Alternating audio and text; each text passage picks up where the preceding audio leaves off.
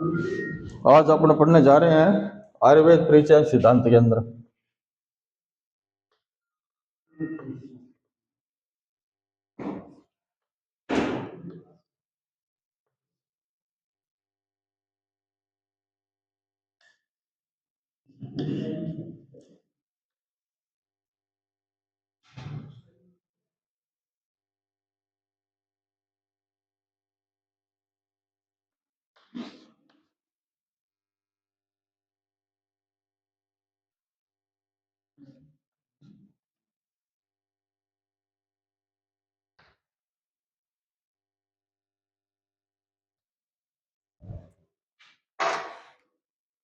कल अपन ने पढ़ा था धातुओं के बारे में।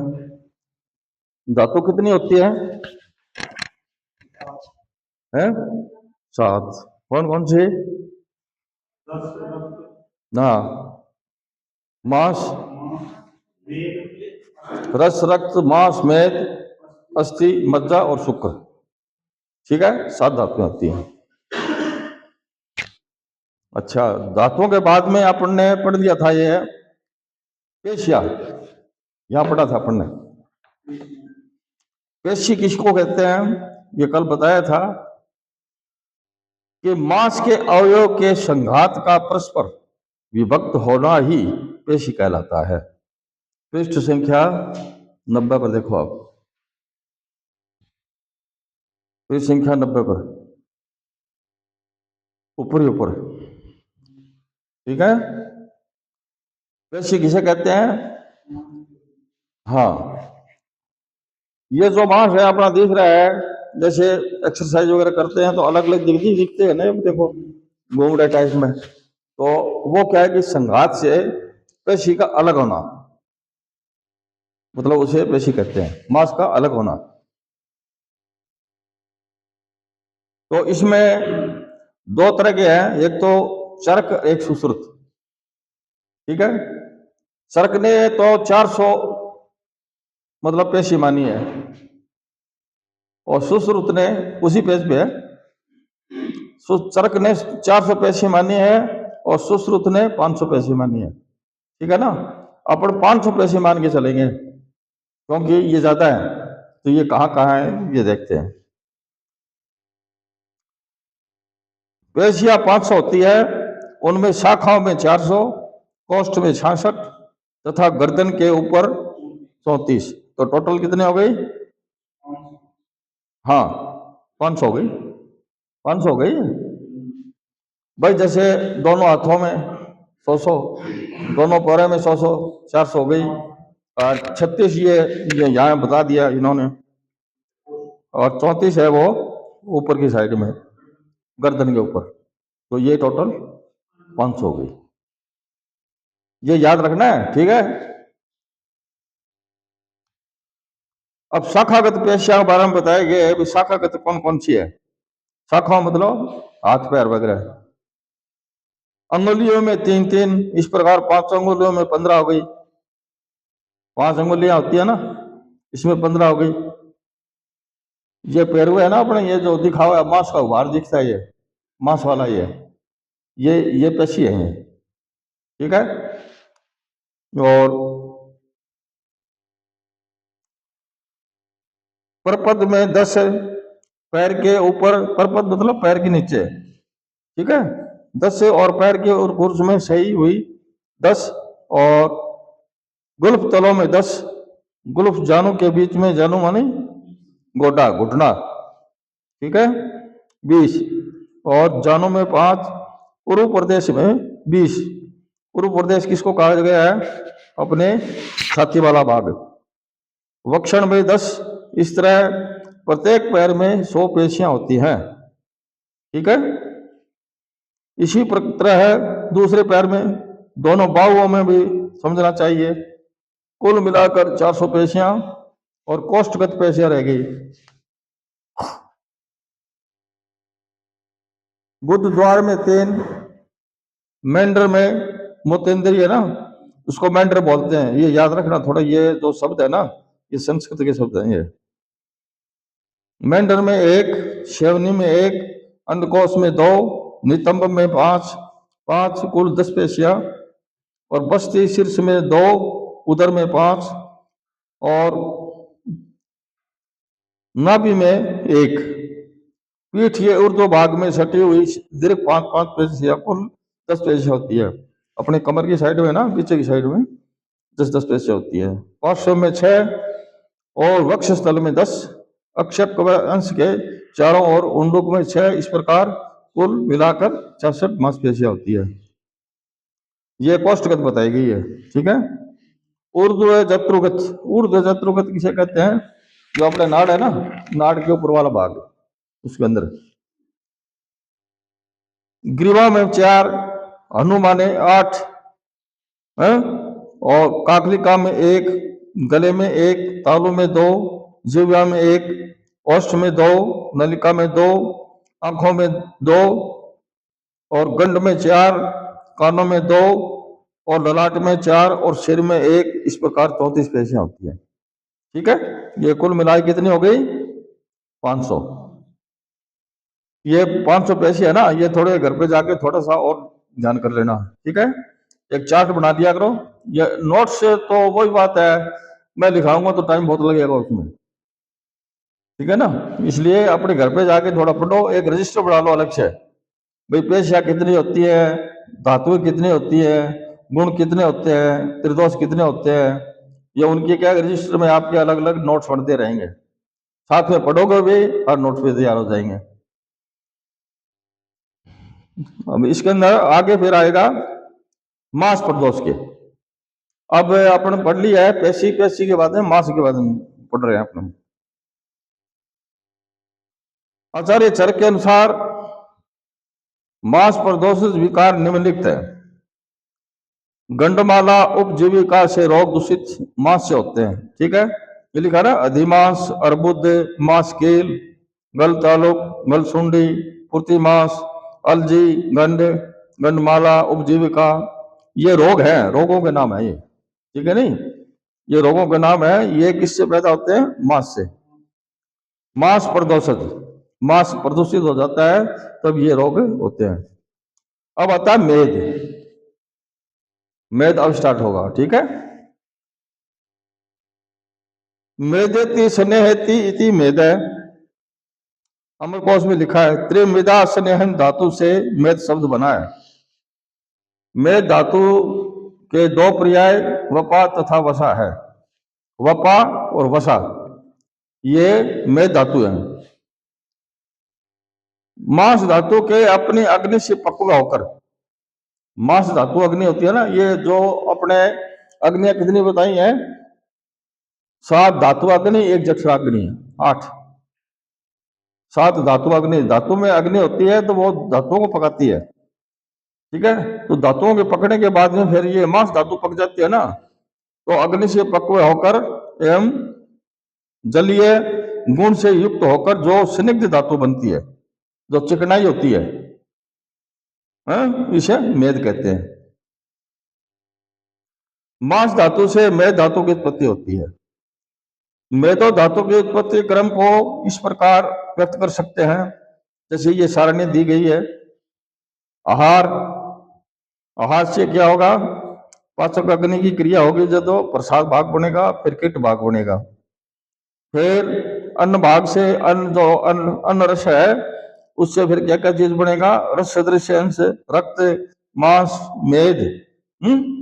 और फिर ये मेद है ना, मेद धातु से फिर क्या बनेगा? प्रसाद भाग, धातु, मेद धातु और उप धातु, स्नायु बोलते हैं। स्नायु किसको कहते हैं? बंधन होता है ना, जो अपने जैसे गोड़ों में, हाथों में, जोड़ों में पतली पतली, मतलब ये अपने धागे की तरह वो होती है, रस्सी टाइप में, उसको क्या बोलते हैं? स्नायु। तो बंधा रहता है शरीर अपना उससे। तो ये सारणी है, इसके हिसाब से आप थोड़ा सा देख लेना, ठीक है। मेद धातु का स्थान कहाँ है? अब आचार्य सुश्रुत के अनुसार से स्थूल या बड़ी अस्थियों में, मतलब स्थूल माने मोटी और बड़ी अस्थि होती है ना, अस्थि किसको कहते हैं? हड्डियों को, अस्थि हड्डियों को कहते हैं।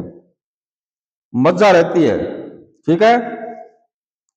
जो बड़ी हड्डी होती है ना, अब इसमें हड्डियां बताई नहीं गई है, नहीं तो मैं ये इसमें बता देता। हाँ, जो मोटी और बड़ी हो उसके बीच में वो मज्जा रहती है, हड्डियों के बीच के अंदर। हाँ।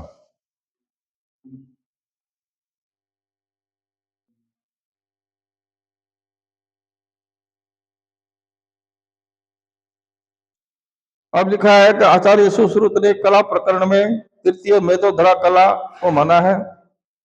यह सभी प्राणियों के उदर में तथा छोटी अस्थियों में रहती है तथा बड़ी अस्थियों में मज्जा रहती है।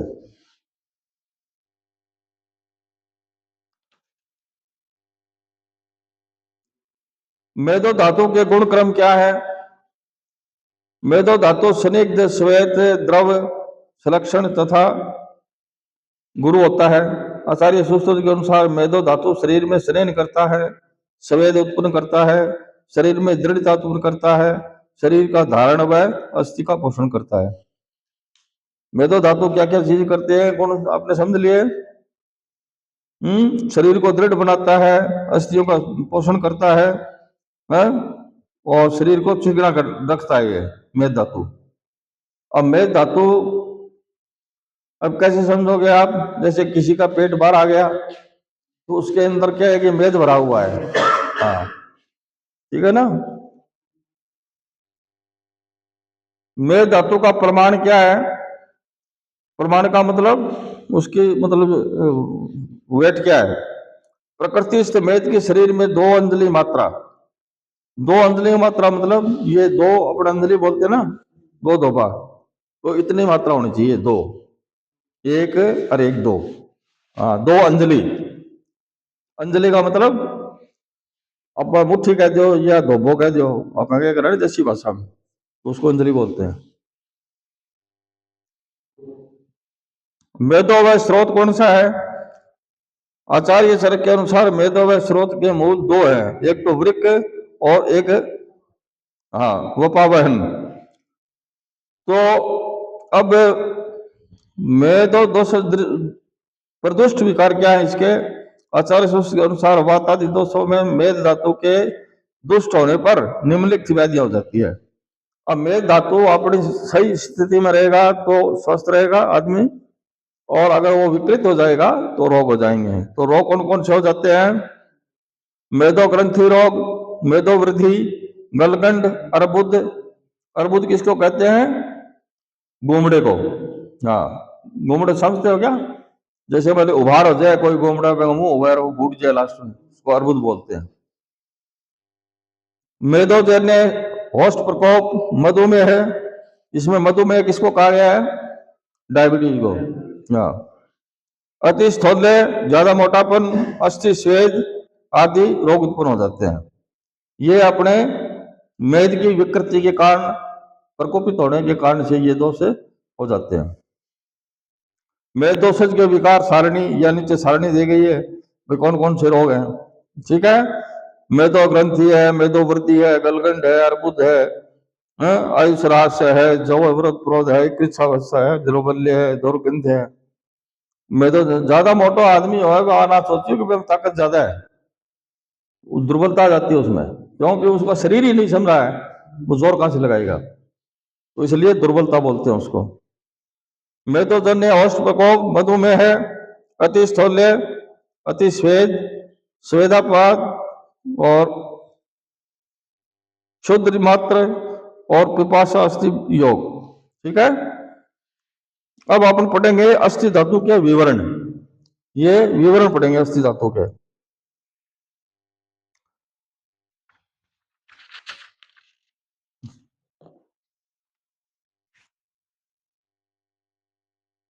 अब मेद धातु आगे रस रक्त मांस मेद, मेद के बाद में अस्थि आएगी, ठीक है ना। ये क्रमशः बढ़ती है, सबसे पहले रस, फिर रक्त, फिर मांस, फिर अस्थि, फिर मज्जा, फिर शुक्र। ये याद रखना, क्रम वाइज होनी चाहिए। मैं पूछ लिया कि भाई शब्द धातु किसे कहते हैं, तो बीच बीच में बोलोगे आप, वो बढ़ने का तरीका नहीं है। तरीका जैसे आहार किया अपन ने, आहार करने से सबसे पहले रस बनेगा, फिर रक्त बनेगा, है हाँ, फिर मांस, फिर अस्थि, फिर मज्जा, फिर शुक्र। मतलब आज का भोजन किया हुआ 1 महीने के अंदर जाके सबसे लास्ट की धातु बनेगी, कौन सी? शुक्र। ये ध्यान रखना, ठीक है, ये ध्यान रखने की चीज है।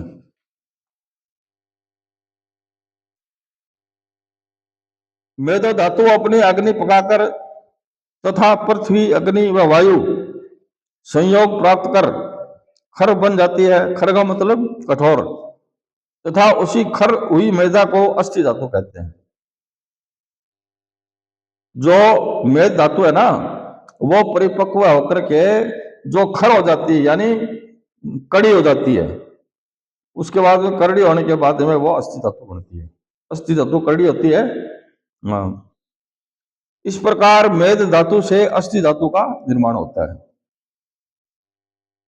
अब लो, जब मेद अस्थि अग्नि उष्णता से परिपक्व होकर वायु से अधिक सूख जाता है, जब उसकी संज्ञा अस्थि हो जाती है।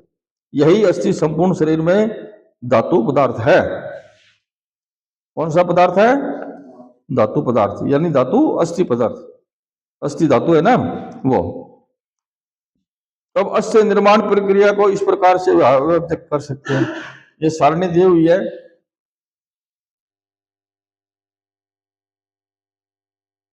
क्या हुआ?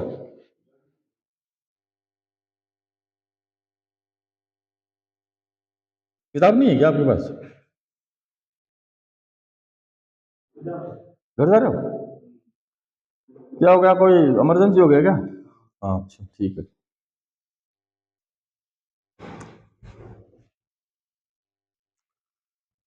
जो सारणी दी गई है, अस्थि निर्माण प्रक्रिया को इस प्रकार व्यक्त करते हैं। आहार, तो आहार से जठराग्नि मतलब पका करके प्रसाद रस आहार रस हो गया और कीट रक्त पुरुष हो गया। उसके बाद में प्रसाद भाग से फिर रस, रक्त, मांस, मेद, अस्थि। अस्थि लास्ट में आ गया इसमें, ठीक है ना। और मांस के उससे क्या होता है? प्रसाद से कीट भाग, और फिर बस धातु बनती है इसमें अस्थि धातु। मांस प्रसाद से अस्थि धातु और उपधातु कोई नहीं, ठीक है, उपधातु कोई नहीं है इसकी। तो ये सारणी है, थोड़ी सी और देख लेना आप। तो ये अस्थि लास्ट की धातु है, देखो, रस रक्त मांस सिमजा शुक्र, और शुक्र आएगा आगे, फिर अस्थि धातु तक आ गया अपन।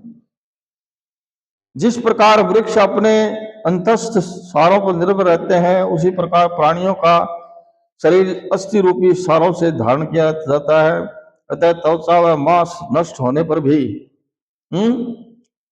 सारभूत अस्थियां नष्ट नहीं होती। शिराओं तथा स्नायुओं से बंधे हुए मांसपिंड अस्थियों को आश्रय करने से गिरते हुए मतलब ढीले नहीं होते। अब इसके ऊपर क्या है कि अपने हड्डियां है, इसके ऊपर मांस भी है, स्नायु भी है, ये एकदम बंधी रहती है, ठीक है ना।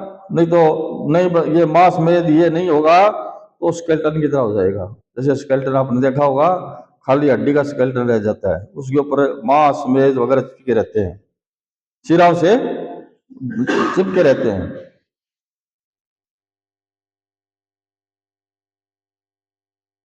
अच्छा, ये भाव मिश्र के अनुसार शिराओं तथा स्नायुओं से, स्नायु आपको बता दिया मैंने।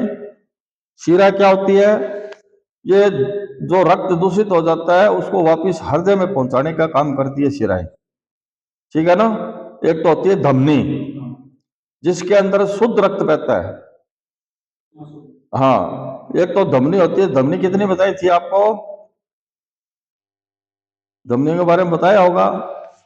धमनी अपने शरीर के अंदर 25 होती है वैसे तो। 25 का मतलब दोनों में 10-10 हो गई और बीच में 5 हो गई, इसलिए 20 हो गई है।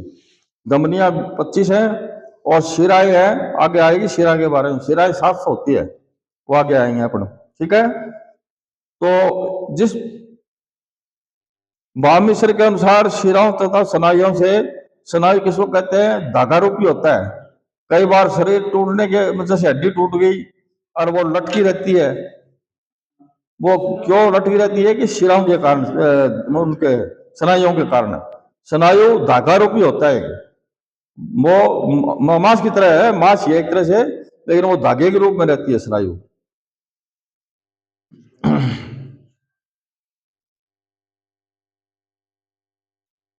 जिससे वे न विदीर्ण होती है तथा न गिरती है, अतः इन सब को गिरने से रोकना ही अस्थियों का कार्य है। अब आगे, बस्ती मूत्राशय पुरुष धान कटी दोनों उरु अस्थियां तथा पक्वाशय ये वात का स्थान है। ठीक है, इसमें विशेषकर पक्वाशय वात का स्थान है। पहले बताया था पक्वाशय किसको कहते हैं? स्टोमक को। आंत्र होती है ना, आंख से जुड़ा होता है स्टोमक और आंख, ये पक्वाशय ये अपने भीतर का। वायु मुख्यतः श्रोणी प्रदेश गुद प्रदेश में रहता है। श्रोणी प्रदेश पहले बताया था मैंने, ये जो जो हड्डी नीचे वाली हड्डी है, इससे ऊपर जो थोड़ा ना श्रोणी प्रदेश बोलते हैं इसको, श्रोणी प्रदेश व गुद द्वार। ठीक है, श्रोणी तथा गुदा के ऊपर, किंतु नाभि के नीचे, ये सुन लिया ना आपने, इससे नीचे और ये हड्डी से ऊपर, ये बीच बीच का भाग है। हाँ, पक्वास है। पक्वाशय मलाशय कटी प्रदेश संधि दोनों टांगे स्रोत दोनों कर्ण अस्थियां त्वचा ये वात के स्थान कहे गए हैं। इससे पक्वाशय अर्थात जठराग्नि द्वारा पुनः पके हुए आहार का स्थान मलाशय तथा इनका प्रमुख स्थान है। नाभि के नीचे भाग में अस्थि व मज्जा वात का स्थान है। दो धातु मल का आपस में संबंध है, एक जहां आश्रय है वही दूसरा आश्रय है, इसी से आश्रयाश्रयी संबंध कहते हैं। इसी को वाग्भट ने बड़े अच्छे ढंग से प्रस्तुत किया है कि अस्थियों में वात दोष, स्वेद रक्त में पित्त और शेष रस तथा अन्य धातुओं में कफ दोष रहता है। अतः एवं वात आदि दोषों रस आदि धातुओं में आशय अस्थि आदि तथा आश्रयी वातादि संबंध है। यही कारण है कि औषधि एक को बढ़ाती है वह दूसरे को बढ़ाती है। इस प्रकार जो औषधि या आहार विहार एक को काम करती है वह दूसरे को भी क्षीण करती है, परंतु अस्थि आश्रय यह वायु आश्रय में इस प्रकार नहीं होता, क्योंकि वात वृद्धि में तर्पण क्रिया की प्रधानता रहती है। यह क्रिया कफ दोष के अनुकूल रहती है, इसलिए वृद्धि के कारण होने वाले रोगों में लंघन अर्थात अपतर्पण से तथा क्षय से उत्पन्न होने वाले रोगों के शमन के लिए वृंगण क्रिया करनी चाहिए। इस प्रकार अस्थि व वात का आश्रय भाव संबंध होता है। अस्थि वह स्रोत मूल मेदो आदि धातु जगन प्रदेश, आचार्य सुश्रुत ने अस्थि वह मेद स्रोत नहीं माना है। अस्थि या स्रोतों का मूल जगन प्रदेश या मेद है। आचार्य चरक ने वात आदि दोषों ने दूषित होने पर अस्थि के निम्नलिखित प्रदोषित होते हैं। अस्थियों के जो अवगुण है ना वो बताए गए हैं इसके अंदर। अस्थि अस्थिर के रूप अधिक अस्थियों का होना, अधिदंत मानी एक दांत पर दूसरा दांत चढ़ना, आपने देखा हुआ दांतों में, और दंत भेद, दंत स्थूल अस्थि भेद, अस्थि स्थूल अस्थि, दांतों में विवरणता, केश लोम नख आदि के दोष में विकार अस्थि दोष से होते हैं। ये हड्डियों के दोष से होते हैं, ये ध्यान रखना, ये रोगों के नाम है सब। आचार्य सुश्रुत के अनुसार में क्या लिखा है कि अस्थि के अंदर दोष प्रकोपित होने से अध्यस्थि अधिदंत अस्थियों में सूची वेदनवत पीड़ा अस्थि शूल कुनख आदि विकार उत्पन्न हो जाते हैं। कुनख किसको बोलते हैं? नख नहीं, नख अपने, ये कुनख मतलब इसमें क्या है कि ये सफेद हो जाएंगे, इसमें ये गलना शुरू हो जाएगा, ठीक है नहीं, ज्यादा बढ़ेंगे इसके कुनख, भाई नख पे ऊपर नख चढ़ना इस तरह से।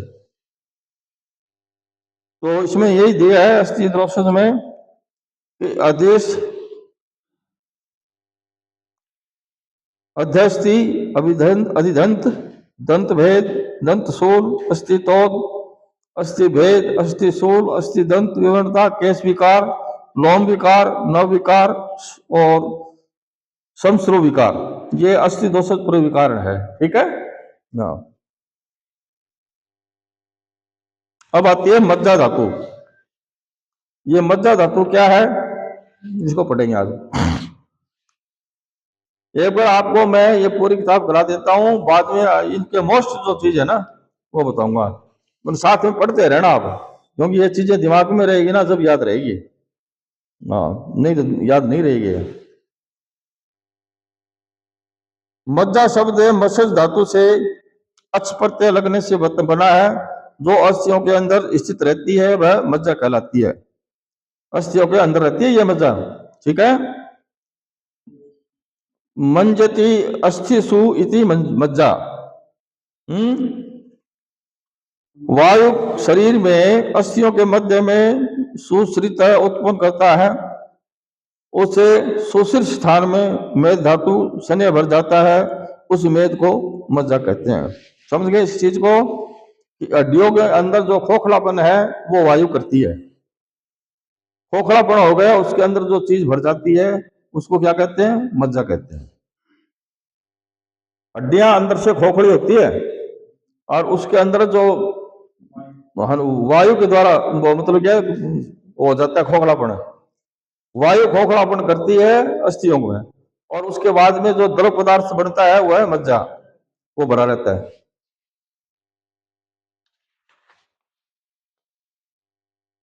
धातु उत्पत्ति क्रम में अस्थि धातु से मज्जा धातु की उत्पत्ति होती है, ठीक है।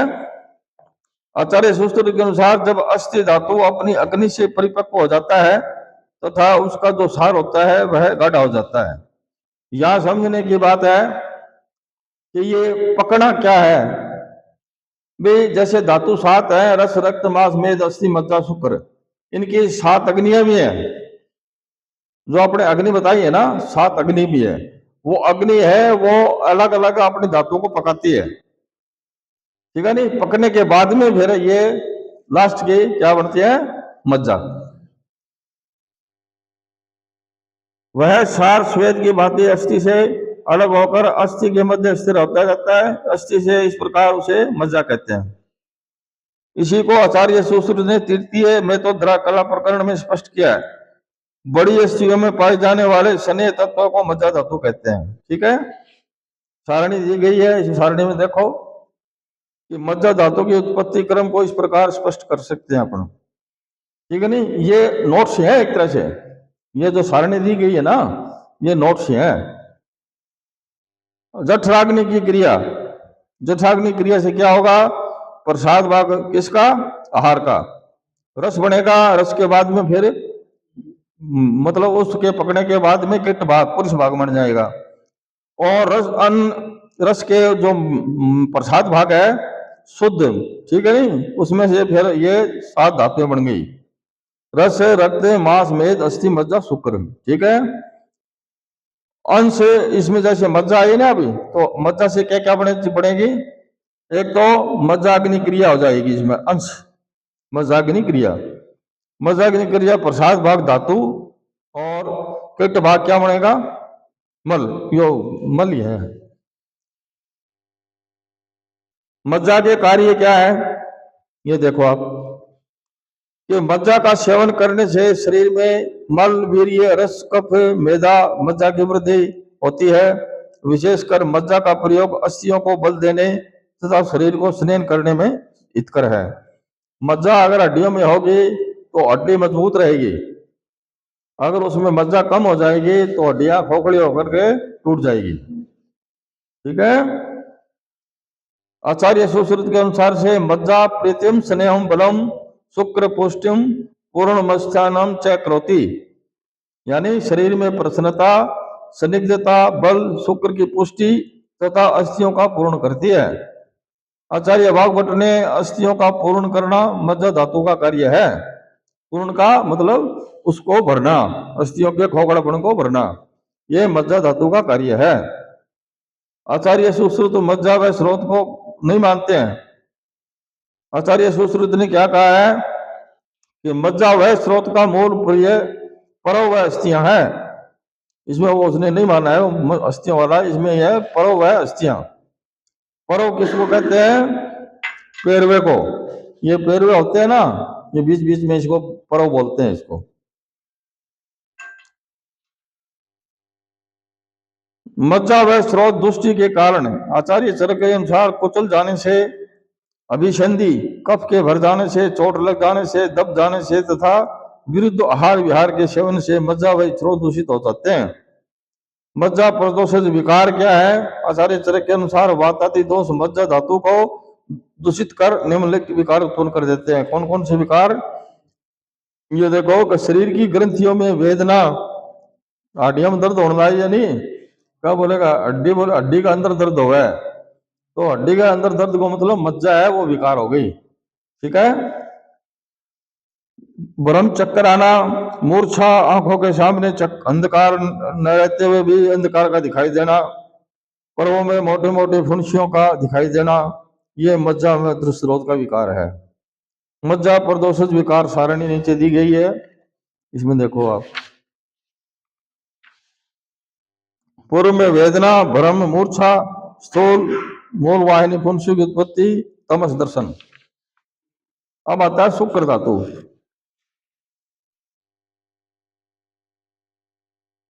शुक्र शब्द सृच धातु से कुछ प्रत्यय लगाने से बना है, जिसका अर्थ है शोचिस, सुच्यते अथवा वीर्यते विक्रांतो, अर्थात निर्मल, स्वच्छ, शुक्ल यानी सफेद रंग होने से इसे शुक्र कहते हैं। मज्ज जाते चरम धातु अमर। शब्द स्तोम में शुक्र धातु के अनेक प्रकार कहे गए हैं। शुक्र धातु क्या क्या कहे गए हैं? पुंसत्व, रेत, बीजम, वीरियम, पौरुषम, तेज, इंद्रियम, अन्न विकार, मज्जारस, रोहणम, बल्लम आदि, ये शुक्र धातु के मतलब पर्यायवाची शब्द हैं। वह मज्जा जब अग्नियों द्वारा परिपक्व हो जाती है, क्या चीज? मज्जा। मज्जा कहाँ रहती है? हड्डियों में। ठीक है। उसमें दो स्नेह भाग होता है, उसी से शुक्र का निर्माण होता है। शुक्र का निर्माण कहां से होता है? मज्जा से। हाँ।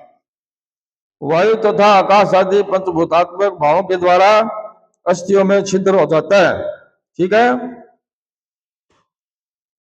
उन्हीं छिद्रों के द्वारा शुक्र का स्राव होता है। जिस प्रकार जल से भरे गए घड़े से जल का स्राव होता है, वह उत्पन्न शुक्र मैथुन जन्य संकल्प के द्वारा शरीर में हर्ष होने से प्रेरित होकर संपूर्ण शरीर के अंदर शुक्रवाही स्रोतों में वेग के साथ बहने लगता है। जिस प्रकार अग्नि के संयोग से घृत द्रवीभूत हो जाता है। ठीक है ना। घृत किसको कहते हैं? घी को।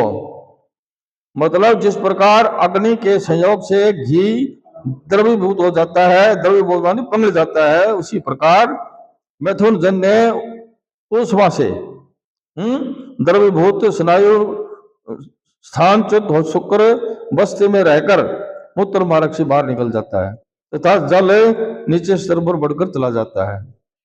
ठीक है। इस प्रकार मज्जा धातु से शुक्र धातु की उत्पत्ति होती है। अब बोलो, अपने आज आहार किया है, आहार करने के बाद में कितनी स्टेज पे जाकर के बाद में शुक्र बनता है?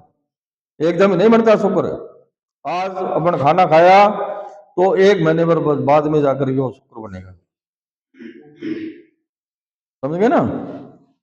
और ये मज्जा धातु से बनता है, ये याद रखना। धातु उत्पत्ति क्रम में शुक्र धातु निर्माण प्रक्रिया को हम इस प्रकार व्यक्त कर सकते हैं। ये ऊपर लिखा है वही चीज है, ये सारणी बार बार दी गई है। इस सारणियों को आप जरूर ध्यान से देखा करो घर पे क्या क्या चीजें हैं। ठीक है।